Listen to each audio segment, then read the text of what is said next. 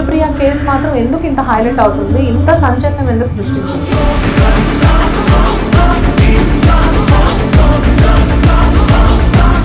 అసలు ఏం జరిగింది, ఎందుకు జరిగింది, ఏ పరిస్థితుల్లో జరిగింది అన్నది డెప్త్. ఇదే శిక్షలు భారతదేశంలో ఎవరికి పడతలేవు. ఎంతో మంది ఎన్నో ఇంటర్వ్యూస్ ఈ కేసు మీద చేశారు, ఎంతో స్టేట్మెంట్స్ ఇచ్చారు. కాకపోతే అన్ని కోణాల్లో మీరు మాట్లాడిన విధానం బాగుంది సార్. అసలు నిమిషప్రియ గారు చేసిన మద్దతుని మీరు సమర్థిస్తారా? చంపబడిన వ్యక్తి మీ తమ్ముడే అయితే మీరు క్షమిస్తారా?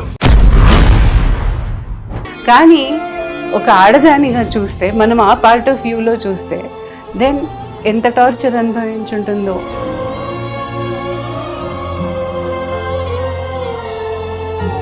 నేను తనని పూర్తిగా వ్యతిరేకిస్తా ఉన్నాను. బట్ నిమిషప్రియ విషయంలో ఇలాంటిది ఎప్పుడు జరగలేదా? ఆవిడ ఇలాంటి సాహసం ఎప్పుడు చేయలేదా?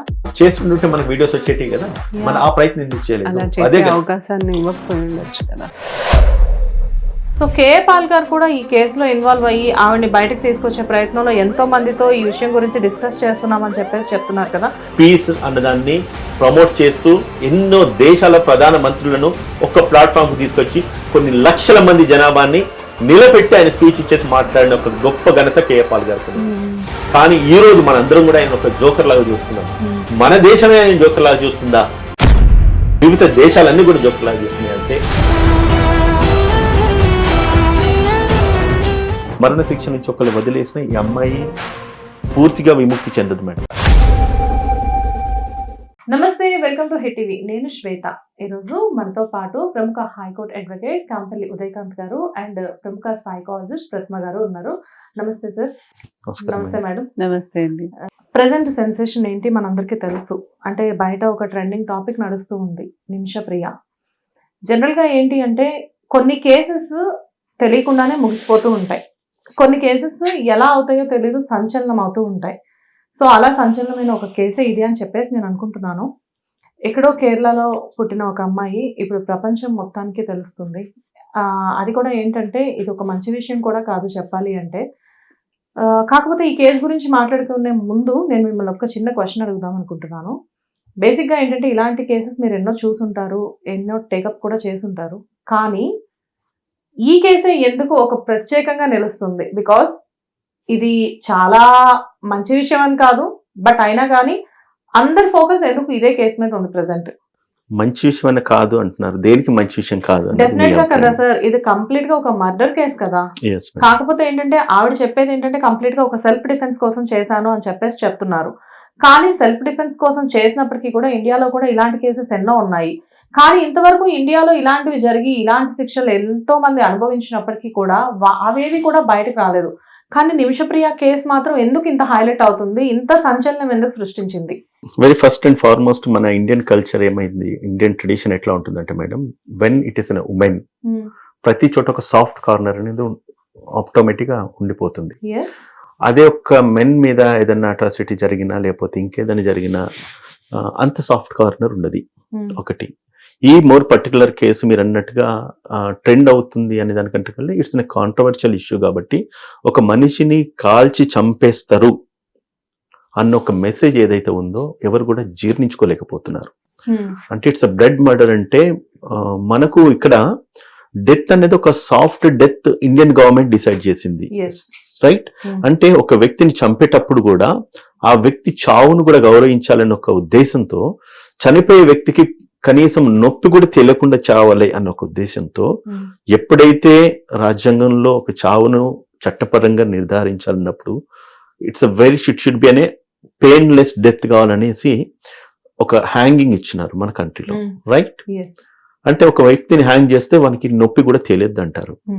కానీ ఈ యొక్క విషయంలో గల్ఫ్ కంట్రీస్లలో ఒక వ్యక్తిని చంపాలంటే ఎంత క్రూరంగా చంపిస్తున్నారన్నది ఈ యొక్క నిమిషప్రియ కేసులో మనము గమనిస్తే that is the reason it has become very sensational.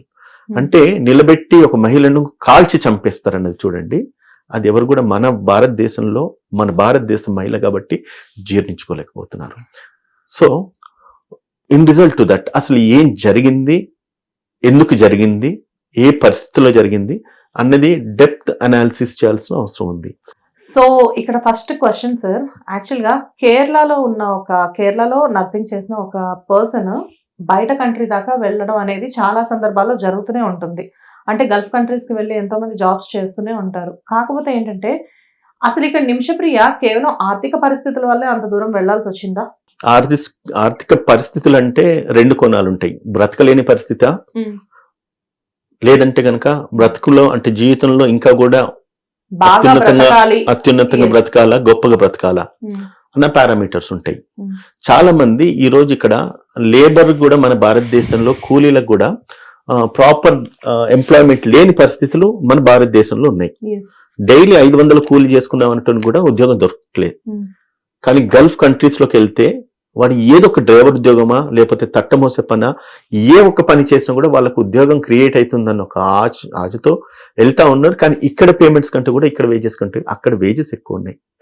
So ఇక్కడ ఏమీ లేకుండా బ్రతికేదానికంటే 500 కూలి చేసుకుందాం అనుకున్నా కూడా అవకాశాలు లేకుండా బ్రతికే పరిస్థితుల కంటే ఏదో ఒకటి చేసుకొని బ్రతికితే బాగుంటది కదన్న ఉద్దేశంతో వాళ్ళు ఒక బాండెడ్ లేబర్స్ కింద పోతున్నారు. మన దేశంలో బాండెడ్ లేబర్ అనేది పూర్తిగా ఇరాడికేట్ అయిపోయింది. కానీ అక్కడికి వెళ్తే బాండెడ్ లేబర్ ప్రాసెస్ లో వెళ్తా ఉన్నారు. బాండెడ్ లేబర్ ఏంటంటే మనం పోయే టయానికి మన జీవితాన్ని వాళ్ళ చేతికి అప్పగిస్తూ ఒక బాండ్ రాయడం. నువ్వు చేసే లేబర్ పనికి కూడా ఒక బాండ్ రాసేసి నీ జీవితానికి వాళ్ళకి సమర్పించుకొని వస్తున్నావు. అంటే అక్కడికి పోయిన తర్వాత నీ పాస్పోర్ట్లు కూడా వాళ్ళ చేతిలో ఇంపోర్ట్ చేసేస్తున్నావు, వాళ్ళ చేతిలో పెడుతున్నావు. ఎందుకంటే నువ్వు బయటికి రావాలంటే కూడా వాడు ఆ పాస్పోర్ట్ నీ చేతికి ఇస్తే తప్ప నువ్వు బయటికి రాలేవు. అటువంటి సిచ్యువేషన్స్ నువ్వు అంగీకరిస్తూనే ఇక్కడే ఆ ఒక అగ్రిమెంట్ ను కాంట్రాక్ట్ సైన్ చేసి వెళ్తా ఉన్నావు.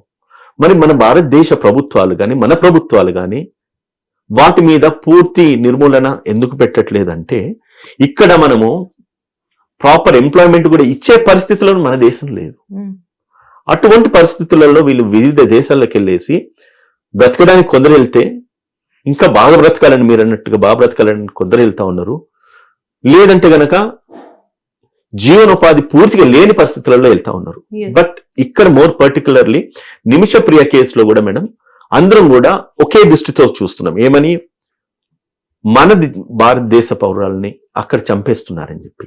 కానీ చట్టాలు ఏం చెప్తున్నాయి, ఏ దేశం చట్టాలు ఎట్లా ఫ్రేమ్ అయి ఉన్నాయి, ఆ ఒక దేశ చట్టాలను మనం అందరం కూడా గౌరవించాల్సిన అవసరం ఉన్నది. ఇప్పుడు భారతదేశంలో ఇండియన్ పీనల్ కోడ్ ఇప్పుడు బిఎన్ఎస్ అనే యాక్ట్ మారింది. ఈ చట్టం ఏం చెప్తుంది, ఒక వ్యక్తిని మనము చంపబోతే గాని, చంపే ప్రయత్నం చేస్తే గాని, తన ప్రాణానికి గాని మానానికి గాని భంగం కలిగే పరిస్థితి ఏర్పడ్డప్పుడు గాని తన రైట్ ఆఫ్ ప్రైవేట్ డిఫెన్స్ కింద తన ప్రాణాన్ని తను కాపాడుకోవడానికి ఇంకొక వ్యక్తిని కూడా చంపొచ్చు అని చెప్తా ఉన్నది. రైట్, ఇది మన భారతదేశంలో ఎగ్జామ్ చేస్తున్నాం మనము ఇదే దృష్టితో చూస్తా ఉన్నాము నిమిషప్రియని. కానీ అక్కడ చట్టం అది చెప్తలేదు. ఎప్పుడైతే నువ్వు ప్రాణం తీసినావు నీ ప్రాణానికి ప్రాణం తీస్తాం మేమంటున్నారు. కంటికి కన్ను పంటికి పన్ను అంటా ఉన్నారు. ఆ దేశంలో ఆమెకు శిక్ష పడ్డది. కానీ భారతదేశ పౌరురాలుగా ఆమె శిక్షను మనం పూర్తిగా వ్యతిరేకిస్తా ఉన్నాం. ఇంకొక మాట అడుగుతాను మేడం, ఇదే శిక్షలు భారతదేశంలో ఎవరికి పడతలేవా? డెఫినెట్ గా డే లైట్ మర్డర్ లో ఒక AK-47 గన్ తీసుకొచ్చి బొంబాయి తాజ్ హోటల్లో ఫైర్ చేసిన కసబ్ను, ఎంతో మందిని చంపిన కసబ్ను వదిలేస్తా ఉన్నది మన దేశ చట్టం.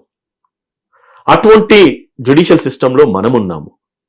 కానీ ఎప్పుడైతే మన స్త్రీని ఒక దేశం తీసుకెళ్లేసి ఆమె నేరారోపణ మోపబడిన తర్వాత, నేరం రుజువైన తర్వాత ఆమెను చంపేస్తానంటే మనం సాఫ్ట్ కార్నర్ వహిస్తున్నాం. ఇదే సాఫ్ట్ కార్నర్ వహించేది మన దేశ పౌరులలో, మన దేశంలో ఈ రోజు కొన్ని లక్షల కోట్లు పెండింగ్ సుప్రీం కోర్ట్స్ ఉంటున్నాయి, కొన్ని లక్షల కోట్ల కేసులు పెండింగ్ హైకోర్టులలో ఉంటున్నాయి. ఇటువంటి మర్డర్లు చేసిన నేరారోపణ మోపబడిన వాళ్ళని ఎవరిని కూడా ఈ రోజు కనీసము బెయిల్ పిటిషన్ వేస్తే హైకోర్టులలో నంబర్లు లిస్ట్ అయితే లేవు మేడం. అటువంటి సిచ్యువేషన్స్ లో ఈ రోజు భారతదేశ కోర్టులు ఉన్నాయి. ఇటువంటి పరిస్థితుల్లో, ఇటువంటి సమాజంలో మనం బ్రతుకుతూ ఒక దేశం కానీ ఇంకో దేశంలో ఒక మహిళకు శిక్ష పడదంటే దాని మీద సుప్రీంకోర్టులు, హైకోర్టులు, ప్రధానమంత్రులు, ముఖ్యమంత్రులు, ఎంతో మంది ప్రముఖులు ఈ రోజు మాట్లాడుకొస్తా ఉన్నారు. అంటే ఆ దేశ చట్టాన్ని మనం గౌరవించట్లేదా? ఆ దేశ చట్టాలు సరైన చట్టాలు కావా? మన దేశ చట్టాలు సరైనయా? ఎప్పుడు కానీ అంటే మనం ఏ దృష్టితో చూసినా కూడా మన దృష్టితో మనం చూసేదానికంటే ఎదుటి వాడి దృష్టితో చూడండి. మిమ్మల్ని ఒక ప్రశ్న అడుగుతాను, చంపబడిన వ్యక్తి మీ తమ్ముడే అయితే మీరు క్షమిస్తారా? సార్ ఇక్కడ ఇది చెప్పాలి అంటే హైపోథెటికల్ అని చెప్పొచ్చు నేను. ఎందుకంటే అక్కడ అతని సిచ్యువేషన్ ఏం జరిగింది అనేది ఆ అమ్మాయి మాటల్లో వింటే డెఫినెట్ గా ఆ పర్సన్ మీద ఒక కోపం అనేది డెఫినెట్ గా ఉంటుంది, ఈ అమ్మాయి మీద ఒక చిన్న కన్సర్న్ ఉంటుంది. కానీ సిచ్యువేషన్ అనేది it is complete depends on that కదా sir. I tell you madam, ఇప్పుడు ఈ కేసును మనం 2 కోణాల్లో చూడాలి. మనకు కనబడుతుంది ఏంటి, అసలు జరిగింది ఏంటి? మనకు కనబడుతుంది ఏంటంటే ఆ అమ్మాయి చంపేసింది, చంపేయడానికి గల కారణము తనను హత్యాచారం చేయడము, దాని తర్వాత ఆమె పాస్పోర్ట్లు ఆమె దగ్గర పెట్టుకోవడం, ఆమె పాస్పోర్ట్లు ఆయన దగ్గర పెట్టుకోవడం, దగ్గర పెట్టుకున్న పాస్పోర్ట్లు రిలీజ్ చేయట్లేదు, ఆమె రకాలుగా చిత్రహింసలు చేసిండు కాబట్టి ఆమె చంపేయాల్సి వచ్చింది అన్నది ఆమెకు వాదన. దేర్ ఆర్ సెవెరల్ పారామీటర్స్, దానికి శిక్ష పడుతూ ఉంది అమ్మాయికి. ఆ విషయంలో నువ్వు మర్డర్ చేసినందుకు కానీ, ఆమెను ముక్కలు నరికినందుకు కానీ, నువ్వు తప్పించుకొని పోయినందుకు కానీ, లేదంటే కనుక ఎవిడెన్స్ ను ట్యాంపర్ చేసే ప్రయత్నం చేసినందుకు కానీ, వివిధ పారామీటర్స్ లో ఆమెను శిక్షకు ఆ కంట్రీ, గల్ఫ్ కంట్రీస్ అక్కడ ఆ చట్ట ప్రకారంగా ఆమెను పనిష్ చేస్తా ఉంది. ఒక మాట అడుగుతా, ఎప్పుడైతే నువ్వు సెడేషన్ ఇచ్చినావో ఆ వ్యక్తి చనిపోయినప్పుడు గనక నిన్ను నువ్వు సరెండర్ చేసుకుని ఉండుంటే ఈ రోజు ఈ పరిస్థితి రాకపోయేది కదా. అవునా, సజెషన్ ఇచ్చినప్పుడు అది డోస్ ఎక్కువైంది అని చెప్పారు ఆవిడ. నిజంగానే ఆవిడ అదే టైంలో పోలీసులకు సరెండర్ అయితే ఈ శిక్ష, మీ ఇంటెన్షన్ ఇప్పుడు శిక్ష ఈ రోజు కూడా తప్పట్లేదు. నీ ఇంటెన్షన్ తనను చంపే ఇంటెన్షన్ కాదు. అంతకంటే ముందు ఇంకొక మాట అడుగుతా, ఎప్పుడైతే నీ పాస్పోర్ట్ ఆయన ఇంపోర్ట్ చేసుకుని నేను హత్యాచారానికి గురి చేసినప్పుడు అదే గల్ఫ్ కంట్రీలో హత్యాచారం చేసిన వాడిని ఇదే రకంగా కాల్చి చంపేస్తున్నారు, మరి అప్పుడు నువ్వెందుకు ప్రికాషన్స్ తీసుకోలేదు? సార్ అక్కడ క్లియర్ గా ఆమె నా వైఫ్ లీగల్ గా అని చెప్పేసేసి అతను ప్రూఫ్స్ క్రియేట్ చేశాడు కదా. అదే మాట్లాడుతా, నువ్వు ఆల్రెడీ ఇక్కడ మ్యారేజ్ అయి ఉన్నావు, ఈ కంట్రీలో కాకుండా ఇంకొక కంట్రీలోకి వెళ్ళి నీకు లీగల్ శాంటిటీ వచ్చే విధంగా ఇంకొక వ్యక్తిని నువ్వు పెళ్లి చేసుకునే డాక్యుమెంట్ ఎట్లా క్రియేట్ అయింది? నువ్వు ఇచ్చిన కన్సెంట్ ని నువ్వు ఈరోజు డినై చేస్తున్నావా? సిచ్యుయేషన్ సర్కమ్స్టాన్సెస్ మారినాయి కాబట్టి నువ్వు నిజంగానే కన్సెంట్ ఇచ్చినావా లేదా? ఇవ్వకుండానే ఈ యొక్క పెళ్లి అయినట్టుగా డాక్యుమెంట్ ఎట్లా క్రియేట్ అయింది? ఈ దృష్టితో కూడా గల్ఫ్ కంట్రీస్ చూస్తాయి. సార్ మీరు ఏం చెప్తున్నారు సార్, అంటే ఈ డాక్యుమెంట్ క్రియేట్ అవడానికి తినవంతు హెల్ప్ కూడా తనకు ఉంది. అది మీరు చూసిందా? అది మీరు చూడలేదు, అది నేను చూడలేదు. నేను ఒకటండి, లీగల్ ఆస్పెక్ట్స్ లో ఎవిడెన్సెస్ ఎట్లా లీడ్ అయితే అన్ని కోణాలలో మనం చూడాలి కాబట్టి అది చెప్తున్నా. ఈ రోజు నా దేశ బిడ్డ ఇంకో దేశంలో చనిపోతుందంటే నాకే కాదు ప్రతి ఒక్కరికి ఆ బాధ ఉంటది. కానీ ఆ పరిస్థితి ఈ రోజు ఈ వ్యక్తికి వచ్చింది, నిమిషప్రియకు వచ్చింది, రేపు మరొకరికి రాకుండా ఉండాలంటే మనం ఎటువంటి జాగ్రత్తలు తీసుకోవాలనేది నా ఉద్దేశం. అదే మెసేజ్ ఈ రోజు కన్వే చేయడానికి నేను మీ ముందుకు వచ్చినానమ్మా. సో నేనేమంటానంటే, when there is a registered document have been established on your name that you got married with some X and Y and Z person. ఆ వ్యక్తితో నీకు మ్యారేజ్ అయినట్టుగా నీకు ఒక డాక్యుమెంట్ ఎట్లా క్రియేట్ అయింది? దాన్ని నువ్వు ఏ రోజు డిస్ప్యూట్ చేయలేదు. ఎప్పుడు నువ్వు బిజినెస్ పెట్టుకుని నడిచిన నీ రోజులు, నీకు ఆయనకున్న రిలేషన్, నువ్వు ఆయనతో కలిసి ఉన్న రోజులు, ఏ రోజు దాన్ని డిస్ప్యూట్ చేయలేదు. ఎప్పుడైతే నువ్వు ఆ కంట్రీ విడిచి ఇంకొక దేశానికి వెళ్ళాలనేసి అనుకుంటున్నావో అప్పుడు ఆయన చంపాల్సిన పరిస్థితి ఏర్పడింది, లేకపోతే ఆయన సజెషన్ సెడేషన్ ఇవ్వాల్సిన పరిస్థితి ఏర్పడింది. ఆ సెడేషన్ ఇచ్చిన తర్వాత అది రియాక్ట్ అయిన తర్వాత వ్యక్తి చనిపోయినాడు. వ్యక్తి చనిపోయిన తర్వాత కనీసం నువ్వు అది నీకు యాక్సిడెంటల్ గా జరిగినప్పుడు నువ్వు అదే స్టేట్ గా, అదే గవర్నమెంట్ ని, అదే కంట్రీ గవర్నమెంట్ ని నేను యాక్సిడెంటల్ గా ఇది జరిగింది, నువ్వు నన్ను క్షమించండి అని కనుక ఆ రోజు పాడని కోరుకొని ఉంటే ఈ రోజు ఉరిశిక్ష తప్పేది కావచ్చు, మన దేశానికి 10 కోట్ల రెవెన్యూ అటు ట్రాన్స్ఫర్ చేయాల్సిన అవసరం కూడా ఉండకపోయేది కావచ్చు. నేరం జరిగింది, అది యాక్సిడెంట్, ఐ అగ్రి. యాక్సిడెంట్ అయిన బాడీని, యాక్సిడెంట్ అయిన డెత్ ని ముక్కలు నరికేసినావు కదా, అది తప్పని చెప్పి ఆ దేశ ప్రభుత్వం అది నిర్ధారించి తనకు శిక్షను విధించడం జరిగింది. అంత స్థితికి ఎందుకు వచ్చింది? ముక్కలు నరకాల్సిన పరిస్థితి ఏమొచ్చింది? ఆ ముక్కలు తీసేసి నువ్వు వాటర్ ట్యాంక్ లో వేయాల్సిన పరిస్థితి ఏమొచ్చింది? అక్కడి నుంచి నువ్వు మళ్ళీ పారిపోవాల్సిన పరిస్థితి ఏమొచ్చింది? పారిపోయిన తర్వాత మళ్ళీ దొరకాల్సిన పరిస్థితి ఏమొచ్చింది? దొరికిన తర్వాత 7-8 సంవత్సరాల ట్రయల్ ముగించిన తర్వాత ఈ రోజు నీకు న్యాయ విధంగా నీకు శిక్ష విధిస్తే భారతదేశ ప్రభుత్వం వేసి నేను కాపాడుకోవడానికి 10 కోట్ల రూపాయలు వెచ్చించాల్సిన పరిస్థితి ఎందుకు వచ్చిందంటే మన జాగ్రత్త, మన పొరపాటు, మన అత్యాస. నువ్వు కేవలం ఒక నర్స్ గా ఉద్యోగం చేయాలనేసి వెళ్ళిన తర్వాత, అక్కడికి వెళ్ళిన తర్వాత నీకు ఒక బిజినెస్ పెట్టుకోవాలన్న ఒక ఆలోచన ఏదైతే వచ్చిందో, ఓన్ క్లినిక్ పెట్టుకోవాల్సిన ఆలోచన వచ్చింది. ఆ ఓన్ క్లినిక్ పెట్టుకోవాల్సిన ఆలోచన వచ్చినప్పుడు నువ్వు ఒక రాంగ్ పర్సన్ ను చూస్ చేసుకున్నావు. ఆ సెలెక్షన్ కూడా తప్పే జరిగింది. ఆ సెలెక్షన్స్ లో ఏదైతే ఇబ్బంది ఏర్పడిందో దాని రెప్లికేషన్స్, దాని పరిణామాలు ఈ రోజు మన భారతదేశంలో ఇంత కాంట్రవర్షియల్ గా మాట్లాడుకోవచ్చు. ఇదంతా ఎలా ఉందంటే సార్, యాక్చువల్ గా కేసు అనేది నిజంగా ఒక పక్క నిమిషప్రియ గారి గురించి ఆలోచిస్తే నిజంగానే యాజ్ ఎ లేడీగా ఆవిడంటే ఒక అయ్యో నిజంగానే బయటకు వెళ్ళి వేరే కంట్రీలో ఇదంతా ఏంటి అనిపిస్తుంది. But at the same time మీరు చెప్పే యాజ్ ఎ అడ్వకేట్ గా మీరు చెప్పే కోణాలన్నీ కూడా చూస్తుంటే అసలు ఇక్కడ ఏం జరుగుతుంది అన్న క్యూరియాసిటీ పెరుగుతుంది. బికాస్ మీరు అన్నట్లుగానే సజెషన్ ఎక్కువైతే ఆవిడ నిజంగానే పోలీసులకు లొంగిపోవచ్చు, ఆవిడ మిస్టేక్ ఏంటో చెప్పొచ్చు. కానీ అట్ ది సేమ్ టైం అంత ముక్కలు ముక్కలుగా నరకాలి అంటే మేబీ అక్కడ నుంచి తప్పించుకోవడానికి అనుకోవచ్చా, లేకపోతే ఈ కేసు నుంచి బయటపడడానికి అనుకోవచ్చా, ఈవిడికి అసలు సంబంధం లేదు అని క్లియర్ చేసుకోవడం కోసం అంటారా? ఒకటి మేడం, ఇప్పుడు ఆ రోజు జరిగిన పొరపాటు, తన జీవితంలో జరిగిన పొరపాటు ఏదైతుందో తను సరి చేసుకునే అవకాశం ఆ రోజే ఉండే తనకి. బట్ సార్ అంటే మీరు యాజ్ ఎ లాయర్ గా చెప్తున్నారు, నిజంగానే ఇలాంటివి జరిగినప్పుడు వెళ్ళి లొంగిపోయి ఉంటే డెఫినెట్ గా శిక్ష నుంచి తప్పించుకునే ఛాన్సెస్ ఉంటాయా? సర్టన్లీ అట్లా మన భారతదేశంలో there is some scope. Okay, ఒకవేళ సరెండర్ అయితే.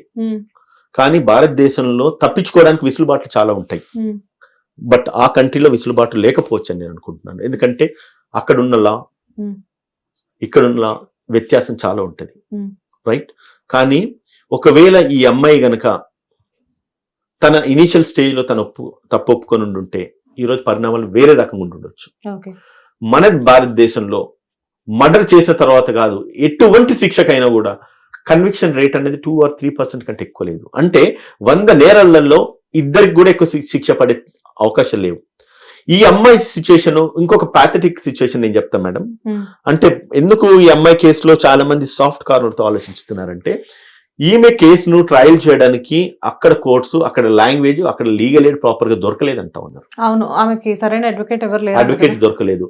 అండ్ దాని తర్వాత ఈమె నేరాన్ని డిఫెన్స్ చేసుకోవడానికి, అంటే మనకి ఇక్కడ ఏదైతే రైట్ ఆఫ్ ప్రైవేట్ డిఫెన్స్ అన్నది ఉన్నదో ఆ దేశంలో రైట్ ఆఫ్ ప్రైవేట్ డిఫెన్స్ చేసుకోవడానికి మరి చట్టాలు ఏమంటూ సమర్థిస్తున్నాయో లేకపోతే ఏమంటూ ఎంత విసులుబాటు ఉన్నదో నాకు తెలియదు. కానీ తను కోర్టులో వాదోపవాదాలు వినిపించే ప్రాసెస్ లో కూడా తనకి భాష తెలియని పరిస్థితులలో, తనకు ఒక లీగల్ ఎయిడ్ ప్రాపర్ గా దొరకని పరిస్థితులలో తన రైట్ ఆఫ్ ప్రైవేట్ డిఫెన్స్ కింద ఆయన చంపిందా, లేదంటే తన ఫ్రీడమ్ గురించి తనని చంపిందా, లేదంటే తను అనుభవించిన వేదన మనోవేదన చెప్పుకోలేని పరిస్థితిలో ఆయన ఆ స్థితికి తీసుకెళ్లాల్సిన పరిస్థితి వచ్చింది.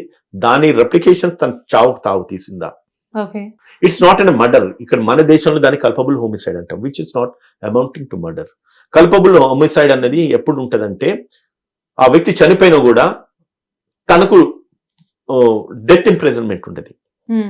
అంటే తిన ఇంటెన్షన్ ఆయన చంపాలనేది కాదు, తన ఇంటెన్షన్ ఇక్కడ ఈ మోర్ పర్టికులర్ కేసులో ఆయనకి మత్తిచ్చేసి తన దగ్గర నుంచి పాస్పోర్ట్ తీసుకెళ్లిపోవాలి. ఇంటెన్షన్ అన్నారు కాబట్టి ఇక్కడ ఇంటెన్షన్స్ గురించి ఒక అడ్వకేట్, ఒక యాంకర్ మాట్లాడుకునే కంటే కూడా ఒక సైకాలజిస్ట్ ని అసలు ఆమె ఇంటెన్షన్ ఏంటి, అసలు ఆవిడ మెంటల్ గా ఆవిడ కండిషన్ ఎలా ఉంది అన్నది ఒక చిన్న క్యూరియాసిటీ కొద్ది అడిగి చూద్దాం. హలో ప్రతిమ గారు. హలో ప్రతిమ గారు, కేసు మొత్తం మీకు ఆల్రెడీ తెలుసు, మీరు ఆల్రెడీ విన్నారు కాబట్టి అసలు మీరు చెప్పండి, అసలు ఆవిడ మెంటల్ కండిషన్ ఎలా ఉంది? బికాజ్ ఏంటంటే ఆవిడ వెళ్ళిన వర్క్ వేరు, కాకపోతే అక్కడ జరిగింది వేరు. ఇప్పుడు ప్రెసెంట్ ఏంటంటే ఆమె భర్త, పాప, మదర్ ముగ్గురు పోరాడుతున్నారు ఆవిడ కోసం. కానీ ఏంటంటే ఆవిడ చేసింది డెఫినెట్ గా మిస్టేక్ అని చెప్పేసి కొన్ని యాంగిల్స్ లో మనకు తెలుస్తుంది సార్ చెప్పడం వల్ల.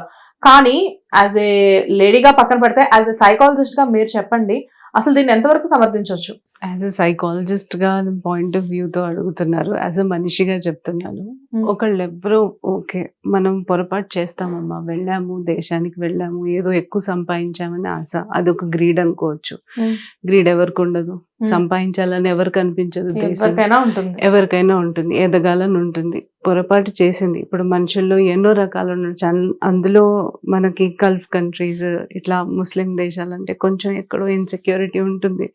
I don't know what they are అన్నట్టు ఒక ఫీలింగ్ కదా, భయం. కానీ ఎవరో కంప్లీట్ గా తన్ని నమ్మించి తను కంప్లీట్ గా తన నమ్మకాన్ని గెయిన్ చేసుకుని దాని తర్వాత తన్ని మళ్ళీ వెనక్కి పిలిచి, ఐ మీన్ అప్పుడులో హస్బెండ్ అండ్ కూతురు ఇద్దరు రాలేదనుకుంటా, తను వెనక్కి వెళ్ళి అక్కడ బిజినెస్ ఎస్టాబ్లిష్ చేసుకుని సెటిల్ అయ్యి దాని తర్వాత తీసుకెళ్దాం అనుకుందో ఏంటో. ఫస్ట్ వాళ్ళ ఫ్యామిలీ ఇక్కడే ఉంది మేడం, తర్వాత ఇక్కడ ఫినాన్షియల్ గా అంటే సింగిల్ గా బ్రతకడం వేరు, ఫ్యామిలీతో బ్రతకడం వేరు కదా. సో ఇక్కడ ఫినాన్షియల్ గా ముగ్గురు ఉండలేక వాళ్ళ హస్బెండ్, పాప కేరళకి వెళ్ళిపోయి అక్కడ ఒక ఆటో నడుపుకోవడం జరుగుతుంది వాళ్ళ హస్బెండ్. తినేంటంటే ఇంకా ఎర్న్ చేసి కొంచెం మంచి పొజిషన్ కి వచ్చిన తర్వాత హస్బెండ్ ని, పాపని ఇక్కడ తీసుకుందాము అన్న హోప్ లో ఈవిడుండి ఆ ప్రాసెస్ లోనే ఈ క్లినిక్ స్టార్ట్ చేయడం జరిగింది. ఈ అబ్బాయిని నమ్మడం కూడా జరిగింది. ఈ అబ్బాయిని అక్కడ తీసుకెళ్లి వాళ్ళ పరిచయాలు చేసుకోవడం జరిగింది. ఈ అబ్బాయి ఎంత క్లెవర్ అని అంటే అందులో ఇతని రాక్షసత్వం ఆ అమ్మాయికి అర్థం కాలేదేమో. Yes, yes. It is not very easy. మనం అనుకుంటాము ఇలాంటి ఐ మీన్ మైండ్ సెట్ ఉన్న వాళ్ళు మనకు తెలిసిపోతారని. వాళ్ళు చాలా హంబుల్ గా క్వైట్ గా అరే అంత ట్రస్ట్ గెయిన్ చేసి ఆ అమ్మాయి దగ్గర నుంచి అంత అయ్యాక తన్ని ఇలా టార్చర్ చేస్తాడు, ఇలా హరాస్ చేస్తాడు అని తను ఊహించుకోకపోండొచ్చు. కానీ ఆ హరాస్మెంట్ ఎంత దాకా వెళ్ళిందంటే maybe it is completely a stress for her. చాలా ఐ మీన్ టు సే తన్ని కంప్లీట్ గా హెల్డ్ ఓవర్ చేసి తన పాస్పోర్ట్ తీసుకొని నువ్వు ఇంకెక్కడికి వెళ్ళకుండా నీకు ఎస్కేప్ అనేది లేకుండా మనిషిని అంత హెల్డ్ చేస్తే నెక్స్ట్ థాట్ ఒక రూమ్ లో ఉన్న వ్యక్తికి ఎలాంటి థాట్స్ వస్తాయమ్మా, రైట్? లేదా ఎక్కడ ఎలా పారిపోవాలి, ఎస్కేప్ అయిపోవాలి ఇక్కడ నుంచి, ఫస్ట్ ఆఫ్ ఆల్ నా ఫ్యామిలీని చూసుకోవాలి, లేదా నేను ఇక్కడ నుంచి బయటపడే మార్గాలు వెతుక్కోవాలి ఎలా. సో ఇలాంటి ఫ్రస్ట్రేషన్ లో ఉన్నప్పుడు తను ఇంకొక ఎస్కేప్ లేకుండా సో తినకి ఏదో ఒకటి చేసి ఎస్కేప్ అవుదాము, వెళ్ళిపోవచ్చు, నా పాస్పోర్ట్లు ఎక్కడుందాము తెలుసుకుందాము అనే దీంతోనే తన సడేషన్ ఇచ్చింది. కానీ అది పొరపాటున ఏమైందనంటే so it went beyond. So అతనికి అటాక్ ఓవర్ డోస్ అయిపోయి అతనికి అటాక్ వచ్చి he died on the spot maybe. So ఇక్కడ చూడండి తన యాక్చువల్లీ ఆ భయం, స్ట్రెస్ ఉంది, యాంగ్జైటీ ఉంది, ఫియర్ ఉంది, and that government is not known to her. It is like maybe she knows it, maybe they are very cruel over. మనలాగా soft corner sir చెప్పినట్టు ఆడవాళ్ళని ఒకటి అంటే మగవాళ్ళకు ఒకటి అన్నట్టు వాళ్ళు అక్కడ చూడరు. పనిష్మెంట్ అన్నది చాలా దారుణంగా ఉంటాయి అక్కడ, and you know that. So దానికి భయపడి సో ఫ్రెండ్స్ సలహా అడిగినప్పుడు ఇప్పుడు తనకి క్షణికావేశం అంటారు కదా, ఆ టైంలో అది అయిపోయింది. ఇంకా అయిపోయిన తర్వాత నెక్స్ట్ ఏంటి నా పరిస్థితి, ఎట్లాగో నేను చేస్తాను, రైట్? ఎట్లాగో వాళ్ళ దగ్గర పట్టుబడ్డామంటే గవర్నమెంట్ దగ్గర నేను చావాల్సిందే. సో ఇంకో ఎస్కేప్ లేకుండా సరే ఈ విట్నెస్ ని అంటే వయలేషన్ ఆఫ్ డిటెక్షన్ అంటారు చూడండి, అప్పుడు ఈ అమ్మాయి సజెషన్ ఇవ్వడం, మీ బాడీని ముక్కలు ముక్కలుగా పోవడం, ఇక్కడెక్కడ తనకి సైకోపాత్ లాంటి ఇది కానీ తనది కానీ ఏం అనిపించట్లేదు. టు బి ఫ్రాంక్ ఇదంతా ఒక డిఫెన్స్ లాగా, అంటే తను దీంట్లోంచి బయటపడటానికి చేసింది ఏదో చేసింది కానీ అంతా మూర్ఖంగా. ఐ మీన్ టు సే తను లొంగిపోకుండా ఇంకో అసలు possible correct way of thinking అంటారు కదా, ఆ టైంలో అసలు వర్క్ చెయ్యదు. అంటే మీరు అనేది ఏంటి, పర్టికులర్ గా ఒక మనిషికి ఒక టెన్స్ లో ఉన్నప్పుడు ఆటోమేటిక్ గా బ్రెయిన్ అనేది వర్క్ చెయ్యదు. ఎందుకనంటే దాన్ని ఏమంటాం ఎమిగ్డలా హైజాక్. మన emotional part of brain is completely switch off అయిపోతుంది. Very intelligent also. We will make lot of mistake. ఒక అబద్ధాన్నే మనం నార్మల్ గా ఒకళ్ళకి చెప్పినప్పుడు మనం పట్టుడు పోయినప్పుడు ఏం చేస్తాం, మళ్ళీ ఇంకో అబద్ధం ఆడతాం. అలా కాదు నేను ఇలా చెప్పాను అని. సో దానికే మనం ఎస్కేప్ చూసుకుంటూ ఉంటాం కదా. సో ఇది పెద్ద నేరం. అందులో అక్కడ గ్యారంటీ మరణ శిక్షణ పడుతుందని తెలుసు తనకి. సో ఇది ఎస్కేప్ చేయడానికి ఏంటి ఇంకోటి. సో లాజిక్ వేలో బ్రెయిన్ వర్క్ చేయలేదు, emotional part of brain completely shut down.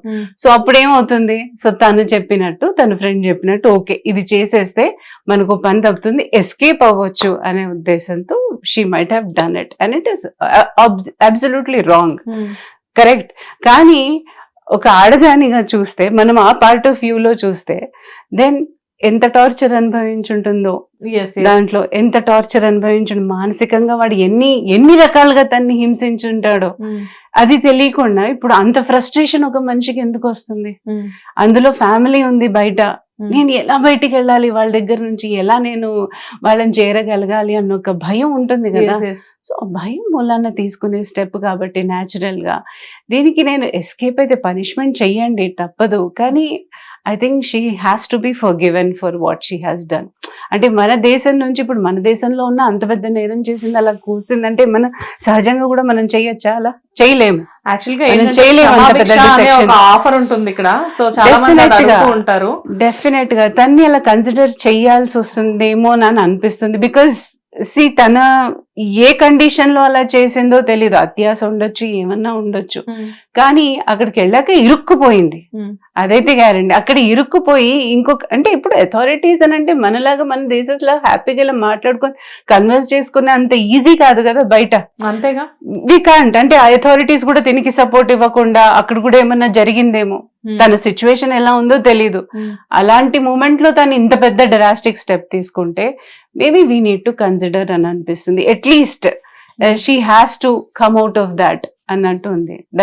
That's the soft corner I have for her అంతే. 1 సెకండ్ మ్యామ్. Yeah. సార్ మీతో పాటు నేను ఒక సైకాలజిస్ట్ ని కూడా ఈరోజు పిలవడానికి రీజన్ ఏంటి అంటే యాజ్ అన్ అడ్వకేట్ గా మీరు మాకు చాలా వాల్యుబుల్ పాయింట్స్ చెప్పారు. కానీ ఒక సైకాలజిస్ట్ ఏంటంటే ప్రపంచం ఎలా ఆలోచిస్తుంది అనేది హ్యూమన్ బీయింగ్, ఒక నార్మల్ హ్యూమన్ బీయింగ్ ఎలా ఆలోచిస్తారు అన్నట్లు వాళ్ళు ఆలోచిస్తూ ఉంటారు.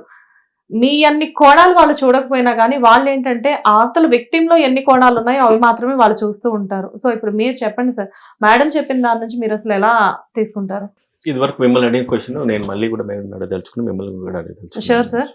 ఒకవేళ ఆ ప్లేస్ లో చనిపోయిన వాళ్ళ ప్లేస్ లో ఇక్కడ ఒకటి వీళ్ళని మనం పాటించండి అని చెప్పి మనము వీఆర్ ఆస్కింగ్ దట్ గవర్నమెంట్ అంటే క్షమించమని చెప్పేసి, క్షమించడానికి వాళ్ళకి వెసులుబాటు ఏదైతుందో మనం డబ్బులు కడితే కనుక తనని వదిలిపెట్టొచ్చు. అంటే చట్టాన్ని నిర్దేశించిన తర్వాత, చట్టం ఒక శిక్ష విధించిన తర్వాత వారికి 2 వెసులుబాట్లు ఆ దేశ ప్రభుత్వం వీళ్ళకు అవలంబిస్తూ ఉన్నది. ఏంటిది? వాళ్ళని వదిలేయాలంటే కనుక వాళ్ళకి డబ్బులు ఇచ్చుకుంటే క్షమించేసేసి ఆ మరణ శిక్షను మాత్రం తగ్గించవచ్చు ఒక వంతు. లేదంటే ఇంకో విధంగా కిసా అండ్ దియా అనేది 2 ప్రావిజన్స్ అక్కడ ఉంది. కిసా అంటే కంటికి కన్ను పంటికి పన్ను చంపేయాల్సిందే. దియా అన్నప్పుడు ఎప్పుడైతే నువ్వు ఇస్తావో, దానికి వెల చెల్లించుకుంటావో అప్పుడు నిన్ను వదిలేయచ్చు ఆ మరణ శిక్ష నుంచి అనేది ఇంకొక ఆప్షన్. ఇప్పుడు అక్కడ ఏం జరుగుతుంది? మరణ శిక్ష నుంచి ఒకళ్ళు వదిలేసిన ఈ అమ్మాయి పూర్తిగా విముక్తి చెందదు మేడం. ఇప్పుడు మన దేశము ఇంత తాపత్రపడేసి ఆమె కేవలం ఆ డెత్ సెంటెన్స్ మాత్రమే తగ్గించగలుగుతాం, కానీ ఆ మరణ శిక్ష నుంచి మాత్రం తన శిక్ష నుంచి పూర్తిగా తగ్గించలేము. ఆ ప్రొవిజన్ అక్కడ లేదు. సో మనం చేసే ఈ చిన్న ప్రయత్నం ఆ ప్రాణాన్ని కాపాడడానికే, కానీ ఈ చిన్న ప్రయత్నం చాలా పెద్ద ప్రయత్నం అయితే ఉన్నది. నేను అదే కోరుకుంటాను. ఆమె ఏ సిచ్యువేషన్ ఏ పరిస్థితుల్లో అట్లా చేసిందో, కాబట్టి మన దేశ బిడ్డను మనం కాపాడుకోవాలి. ఆ బాధ్యత మనం గొంతెత్తి చెప్పుకోవాలి, చాటించాలి. అది మన ధర్మం, మన ప్రథమ ధర్మం. అది ఏ సిచ్యువేషన్ చేసిందని ఒక సైకాలజిస్ట్ గా మేడం చెప్పారు. తను ఎంత ట్రామా గురైందో, తను ఎంత వేదన గురైందో, తను ఎంత బాధ అనుభవించిందో, తను ఇమీడియట్ గా అక్కడి నుంచి బయటపడాలన్న ఒక దృక్పథంతో తను చంపాల్సి వచ్చింది. సెడేషన్ ఇవ్వాల్సి వచ్చింది. సెడేషన్ ఇచ్చే ప్రాసెస్ లో ఒక ఫ్రెండ్ హెల్ప్ తీసుకుంది. ఆ ఇంజెక్షన్ ఇచ్చిన తర్వాత ఆమె చనిపోయింది. చనిపోయిన తర్వాత ఏం చేయాలన్నది మరొక అదే ఫ్రెండ్ హెల్ప్ తీసుకొని ముక్కలు నరికేసి ఆ బాడీని ట్యాంక్ లో పడేయాలన్న ఆలోచన వచ్చింది. సో ఇవన్నీ కూడా వాళ్ళ సైకలాజికల్ స్ట్రెస్సా, ప్రెషరా, లేకపోతే గత్యంతరం లేని పరిస్థితి, లేదంటే కనుక ఆ క్షణాలలో ఆమెను తప్పించుకోవడానికి, ఆ సిచ్యువేషన్ తప్పించుకోవడానికి ఆమె ప్రయత్నం చేసిందా? అది చేసిన తర్వాత వెంటనే దొరికిపోలేదు. మళ్ళీ ఆమె ఇంకో కంట్రీకి వెళ్లే ప్రాసెస్ లో బార్డర్ లో ఆమె దొరికిపోయిన ఆమె తీసుకొచ్చి అరెస్ట్ చేసి ఈ రోజు శిక్ష ఖరారు చేసినారు. కానీ నేను మీకు ఇది చెప్పిన కిసా అండ్ దియా ఏదైతే ఉందో ఆ ప్రాసెస్ లో వాళ్ళ పేరెంట్స్ కానీ వాళ్ళ ఫ్యామిలీ మెంబర్స్ కానీ అంగీకరిస్తేనే, ఈ డబ్బును అంగీకరిస్తేనే ఇప్పుడు మన దేశం మొత్తం కూడా క్రౌడ్ ఫండింగ్ జరుగుతూ ఉన్నది. 10 కోట్ల రూపాయలు జమ చేసేసి ఆ దేశానికి పంపించాలి. దానికి ప్రభుత్వాలు కూడా సిద్ధమైనవి. ఈ రోజు ప్రభుత్వం తెలుసుకుంటే 10 కోట్లు క్షణాలలో పే చేయొచ్చు. మన భారతదేశ ప్రభుత్వం ఏమన్నా ఇదేం కాదు కదా, పేద ప్రభుత్వం ఏం కాదు కదా. ఒక ప్రాణాన్ని కాపాడడానికి ఖచ్చితంగా మన దేశ ప్రభుత్వం ఇవ్వడానికి కూడా ఈరోజు ప్రభుత్వం సిద్ధమైంది. ఈరోజు కేఏ పాల్ లాంటి వాళ్ళు ఎవరో మధ్యవర్తిత్వం చేస్తుంటున్నారు. మన ఫారిన్ అంబాసిడర్స్ అంతా కూడా మాట్లాడుకుంటున్నారు. అండ్ ఈవెన్ ఇక్కడ మన ప్రధానమంత్రి గారు కూడా అక్కడ ఆఫీస్ నుంచి కూడా ఇన్వాల్వ్ అయింది. సుప్రీంకోర్టు కూడా ఇన్వాల్వ్ అయింది ఆమె ప్రాణాలు కాపాడడానికి. We're ready to pay the money. But ఒక్క క్వశ్చన్ ఏంటంటే, ఆ కుటుంబం ఏకీభవిస్తుందా? ఆ కుటుంబం ఒప్పుకుంటుందా? తల్లిదండ్రులు ఒప్పుకుని కూడా ఈరోజు వాళ్ళ బ్రదర్ ఎవరైతే ఉన్నారో నేను తనని పూర్తిగా వ్యతిరేకిస్తా ఉన్నాను, నాకు ఆ డబ్బు అవసరం లేదు, ఆమెకి శిక్ష పడాల్సిందే అని అన్న తర్వాత మనం ఎవ్వరం కూడా మనం ఏమి చేయలేము. సో ఆ సిచ్యువేషన్ లో ఈ రోజు ఆమె పరిస్థితి ఉంది. సో ఆ కుటుంబంతోని మన దేశ రాయబారం జరుగుతూ ఉన్నది. దాంట్లో ఎవరు చేయగలుగుతారు, ఎట్లా చేయగలుగుతారు, ఆ ప్రాణాన్ని ఎట్లా కాపాడగలుగుతారు? ప్రాణాన్ని కాపాడగలుగుతాం, కానీ ప్రాణాన్ని మళ్ళీ అక్కడి నుంచి మన భారతదేశానికి తీసుకురావాలంటే మళ్ళీ ఏం చేయాలి? సో ఇవన్నీ పారామీటర్స్ ఉంటాయి. ఆల్రెడీ ప్రభుత్వం చాలా ఇన్వాల్వ్ అయి ఉంది ఇందులో. సో ఇక్కడ కేఏ పాల్ గారి గురించి కూడా నేను మిమ్మల్ని అడుగుదాం అనుకుంటున్నాను. సో కేఏ పాల్ గారు కూడా ఈ కేసులో ఇన్వాల్వ్ అయ్యి ఆవిడని బయటకు తీసుకొచ్చే ప్రయత్నంలో ఎంతో మందితో ఈ విషయం గురించి డిస్కస్ చేస్తున్నామని చెప్తున్నారు కదా. నిజంగానే అది కేఏ పాల్ గారి వల్ల ఈ విషయంలో ఇది ఏదైనా మూవ్ అయ్యే ఛాన్సెస్ ఉన్నాయా? వన్ థింగ్ మేడం, ఇప్పుడు కేఏ పాల్ నిజంగా ఆయన గురించి మాట్లాడుకోవాలనుకుంటే, ఒకప్పుడు అటువంటి వ్యక్తి మన భారతదేశంలో పుట్టిందనడానికి యావత్ ప్రపంచాలంతా కూడా ఎంతో కూడా గర్వపడ్డాయి. Exactly. He is the only person should call for the peace అన్నదాన్ని ప్రమోట్ చేస్తూ ఎన్నో దేశాల ప్రధాన మంత్రులను ఒక్క ప్లాట్ఫామ్ కు తీసుకొచ్చి కొన్ని లక్షల మంది జనాభాని నిలబెట్టి ఆయన స్పీచ్ ఇచ్చేసి మాట్లాడిన ఒక గొప్ప ఘనత కేఏ పాల్ గారికి ఉన్నది. కానీ ఈ రోజు మనందరం కూడా ఆయన ఒక జోకర్ లాగా చూస్తున్నాము. మన దేశమే ఆయన జోకర్ లాగా చూస్తుందా, వివిధ దేశాలన్నీ కూడా జోకర్ లాగా చూస్తున్నాయి అంటే కాదని చెప్పుకోవడానికి మనకి ఇప్పుడు జరుగుతున్న ఎగ్జాంపుల్స్ మనం చెప్పుకోవచ్చు. తను ఏది చేసినా కూడా, ఏది మాట్లాడినా కూడా మనం నవ్వుకుంటున్నాం, హెరానా చేసుకుంటున్నాం. కానీ మిగతా దేశాలలోకి వెళ్ళినప్పుడు ఆయనకు కనీసం గౌరవం దక్కుతా ఉంది. ఆయన మాట్లాడగలుగుతున్నాడు. ప్రతి ప్రధానమంత్రితో కావచ్చు, ప్రతి కంట్రీస్ ప్రెసిడెంట్స్ తో కావచ్చు, ఆయనకున్న నెట్వర్క్ లో, ఆయనకు అప్పుడున్న నెట్వర్క్ లో he could able to talk to them and he could mediate and coordinate. అంటే కామెడీగా ఆయన వీడియోస్ ను మనం ప్రొజెక్ట్ చేసేదానికంటే ఆయన చేస్తున్న యాక్టివిటీస్లలో ఆయనకున్న సెన్స్, మనం ఒకవేళ ఆ సెన్స్ ఆఫ్ హ్యూమర్ కనుక గమనిస్తే కనుక కొన్ని విషయాలలో నేను వ్యక్తిగతంగా అయితే ఆయన అప్రిషియేట్ చేయాల్సిన అవసరం ఉంది. So whosoever it is, ఎవరైనప్పటికేంటి, ఇప్పుడు లంకను కాల్చడానికి హనుమంతుడు వెళ్ళినప్పుడు ఇటువంటి సిచ్యుయేషన్స్ ఒక ప్రాణాన్ని కాపాడడానికి ఇంకో దేశానికి ఇంకొక వ్యక్తి, మన దేశం నుంచి ఒక వ్యక్తి వెళ్ళి ఆ ప్రాణాన్ని కాపాడి తీసుకురావడం తప్పేం లేదు. ఎవరి ఇన్వాల్వ్మెంట్ ఉంటే ఏంటి, ఏదైతే ఏంటి, we're ready to accept and welcome the decision of anybody who are ready to support this cause, right madam? So కాబట్టి కేఏ పాల్ గారు తలుచుకుంటే లక్షల కోట్ల అధిపతి అయిన ఈ రోజు కూడా, లక్షల కోట్లకు అధిపతి అయిన ఈ రోజు కూడా. మీరు అన్నట్లుగా జోకర్ ఇదంతా పక్కన పెడితే హీస్ వెరీ సెన్సిబుల్. ఆయన మాట్లాడే ప్రతి మాటకి కూడా వెరీ, అంటే లాజిక్ అనేది చాలా బాగుంటుంది. లాజిక్, సెన్స్ అండ్ ఎక్స్పీరియన్స్ కూడా ఉంది మేడం. ఇది నేను చెప్పట్లేదు, చరిత్ర చెప్తా ఉన్నది. కేఏ పాల్ గురించి నేను చెప్పడం కాదు, చరిత్ర చెప్తా ఉన్నది. ఒక్కసారి మీరు కేఏ పాల్ వీడియోస్ కొట్టండి. Yeah sir, we know. ఒక ప్లాట్ఫామ్ మీద 10 లక్షల మంది జనాభాని ఇట్టే పిలుచుకొని స్పీచెస్ ఇచ్చినాడు. ఒక ప్లాట్ఫామ్ మీద వివిధ దేశాల నుంచి ప్రెసిడెంట్స్ ఆఫ్ వేరియస్ కంట్రీస్ ను వచ్చేసి నిలబడి ఆయన దగ్గర చేతులు జోడించి మోకరించి ప్రార్థన చేయించుకున్న వాళ్ళు ఎంతో మంది ఉన్నారు.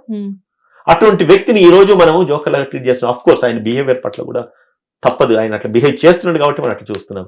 But any force in the country can influence, if they can influence this case.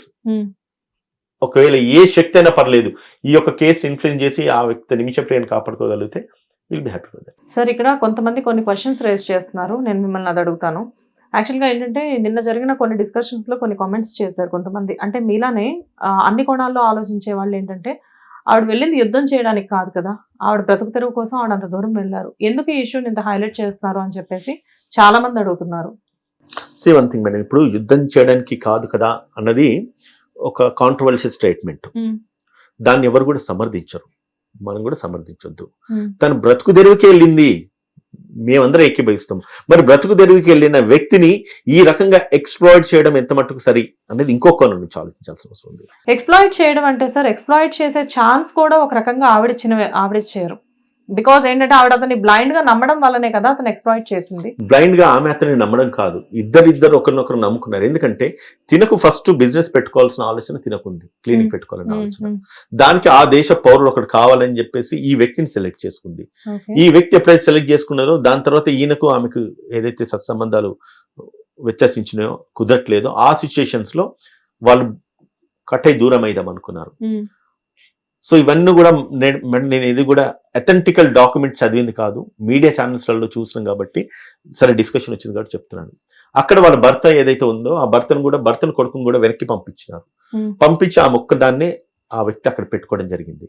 మరి తిన లైఫ్ సేఫ్ సెక్యూర్ గా ఉండదు అని అనుకున్నప్పుడు భావించినప్పుడు తను కూడా భారతదేశానికి తిరిగి వస్తే బాగుండేది. So there are several angles where we have to think and 360 degrees లో ప్రతి కోణం నుంచి మనం ఆలోచించాలి. ఇది నేను ఒకటే మేడం, నేను మళ్ళీ చెప్తున్నాను, ఎవరిని సమర్థించడం ఎవరిని వ్యతిరేకించడం కాదు, కానీ ప్రతి సిస్టమ్ ను అలర్ట్ చేయడం important. Though it is Indian government, though it is foreign government or British government or Gulf government, whose ever it is, మన ప్రాణం మన దేశం నుంచి ఒక వ్యక్తి బయట దేశానికి వెళ్తుంటే ఆ దేశం వెళ్ళిన తర్వాత ఆ వ్యక్తి యొక్క ప్రాణాన్ని విలువ ఎంత అనేది ఈ రోజు మన దేశ పౌరులందరూ కూడా మాట్లాడుకుంటా ఉన్నారు.